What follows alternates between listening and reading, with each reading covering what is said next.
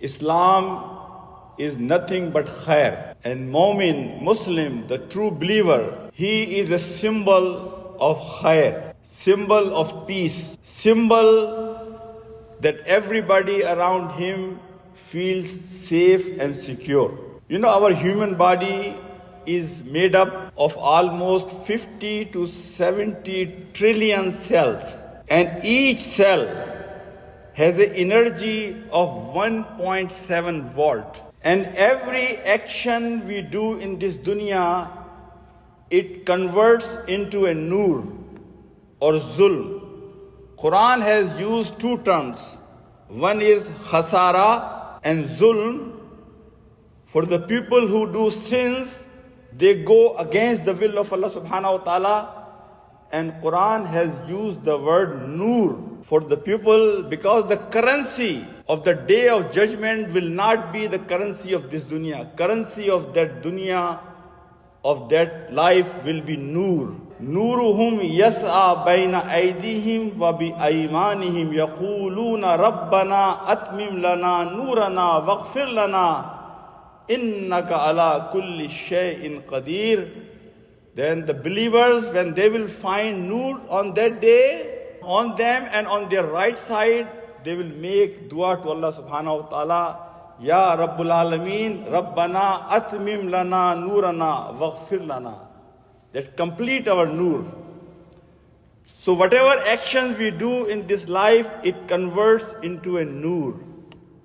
That's why in one of the hadiths, Prophet ﷺ says that to remove the darkness of grave, connect yourself for the prayers people go when there is no sunlight.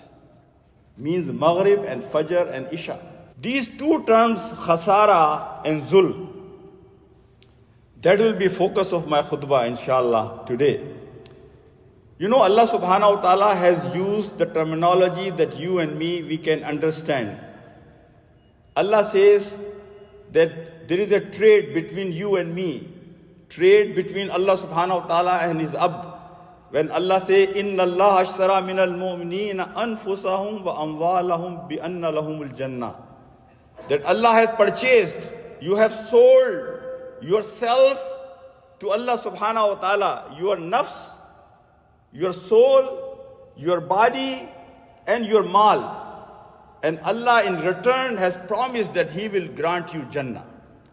When Allah subhanahu wa ta'ala in Surah Saf, when He says, Ya ayyuhallazina amanu hal adullukum ala tijaratin tunjikum min azabin alim.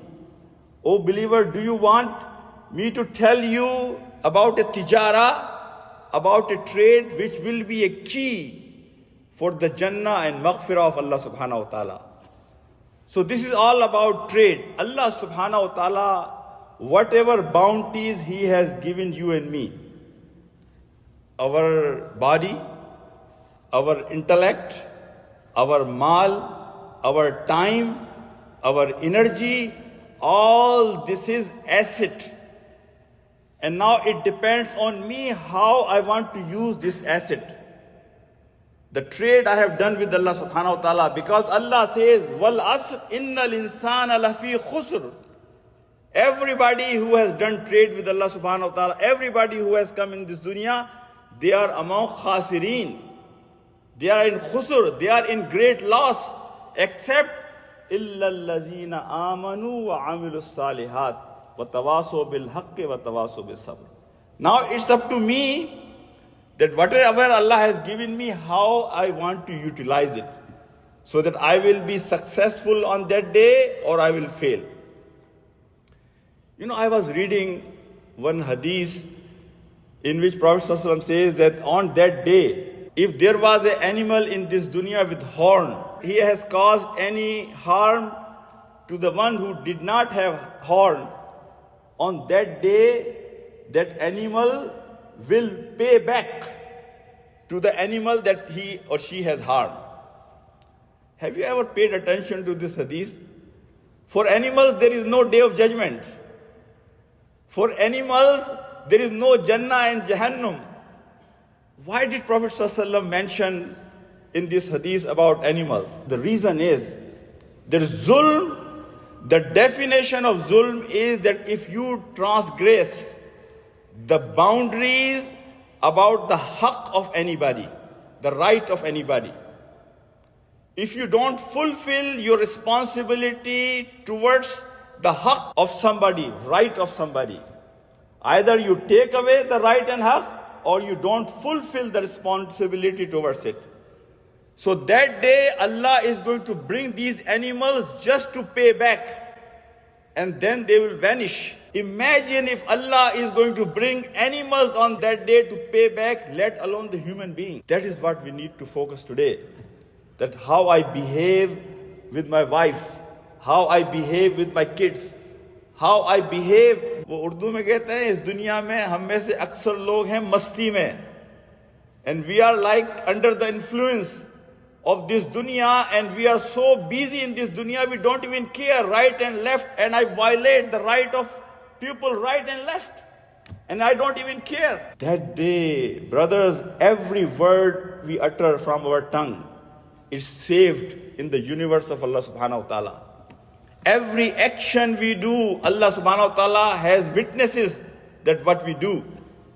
That's why whenever there is a husn-e ma'asharat, that how we live our life, how we behave with people, husn-e ma'asharat is the most beautiful thing about Islam. And whenever Allah in Quran has talked about husn-e ma'asharat, He has always reminded us, ittaqullah, ittaqullah, that Allah is watching over you. Allah is watching over you. Allah is the witness how you do what you do with people around you. I was reading another hadith in which Prophet ﷺ says that the biggest fitna I am leaving behind you after me will be the woman. Aurat will be the biggest fitna. And many times the explanation comes in our mind, fitna in regards to going away from decency or fahisha, or going away from the boundaries that set by Prophet Muhammad ﷺ about segregation and dealing with women. These are the first things comes in our mind with this hadith. But there is another dimension of this hadith. And one of the Shaykh says that one of the meaning of this hadith is that I am afraid that you will fail to fulfill the rights of the woman. Rights of the woman as a mother. Rights of a woman as a wife. Rights of a woman as a daughter.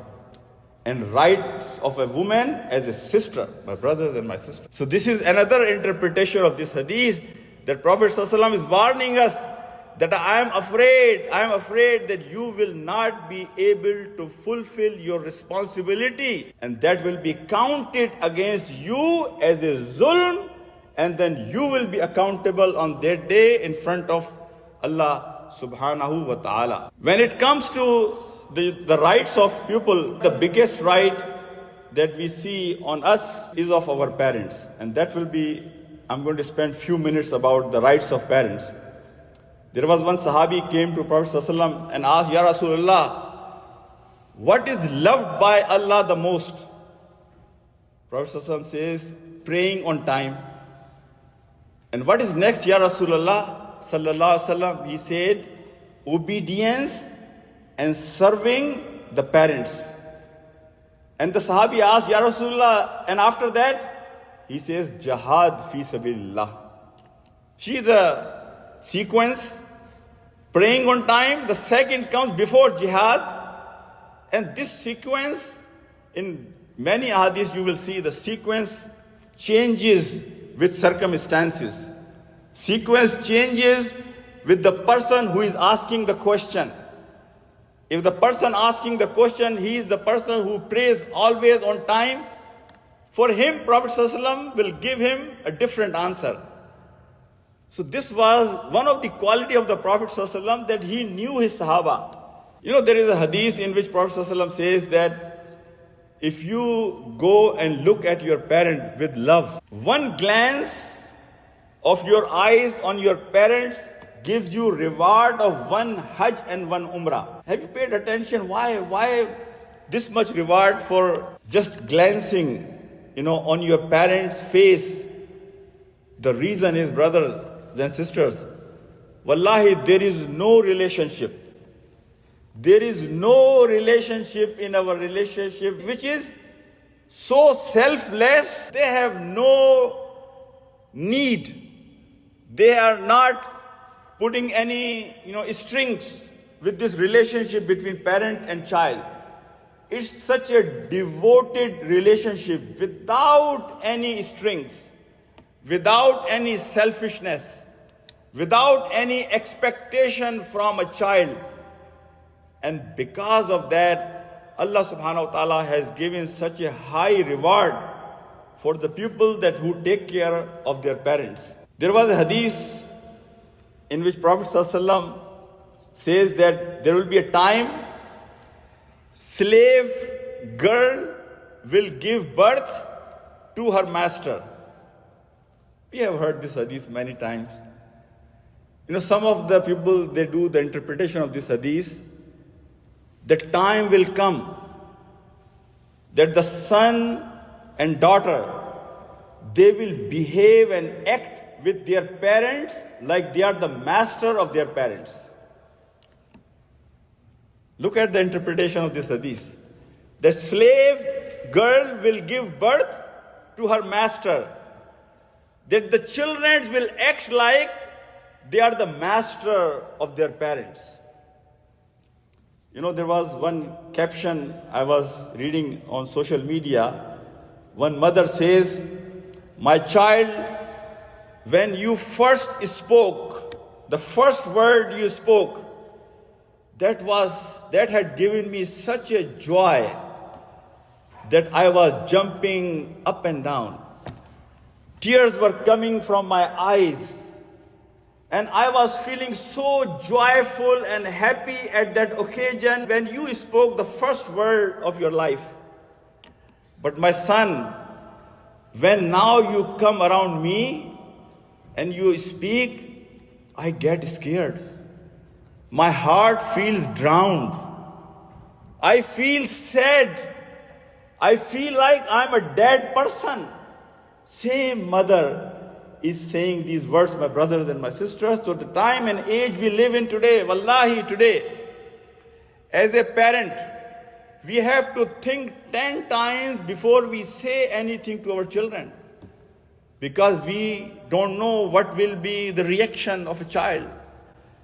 And this is the interpretation of this hadith of the Prophet ﷺ, that slave girl will give birth to her master.